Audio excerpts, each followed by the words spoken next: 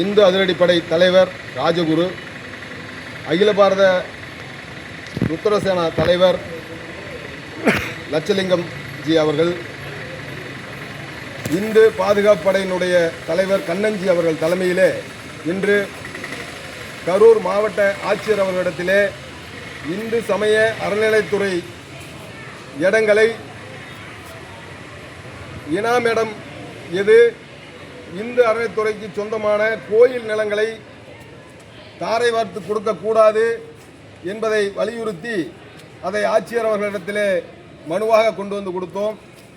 ஏனென்றால் முன்னோர்கள் கோயிலினுடைய வளர்ச்சிக்காக கோயில்களிலே பூஜை செய்வதற்கு 5 கால பூஜை 2 கால பூஜை செய்வதற்காக நிலங்களை தானமாக வழங்கினார்கள். அந்த நிலங்களை பாதுகாக்குவதற்காகத்தான் இந்து அறநிலைத்துறை அதை விற்பதற்கல்ல என்பதை வலியுறுத்தி மனு வழங்கியிருக்கிறோம். நிச்சயமாக ஆட்சியர் அவர்கள் சொன்னார், 100% கோயில் நிலங்களை நாங்கள் கிரயம் செய்வதற்கு அனுமதிக்க மாட்டோம், இந்து அறநிலைத்துறைக்கு சொந்தமான கோயில் நிலங்களை விற்க மாட்டோம் என்று சொல்லியிருக்கிறார்கள். அவர்கள் சொன்னது உண்மையாக இருக்குமே ஆனால் அதை இந்து இயக்கங்கள் வரவேற்கிறோம்.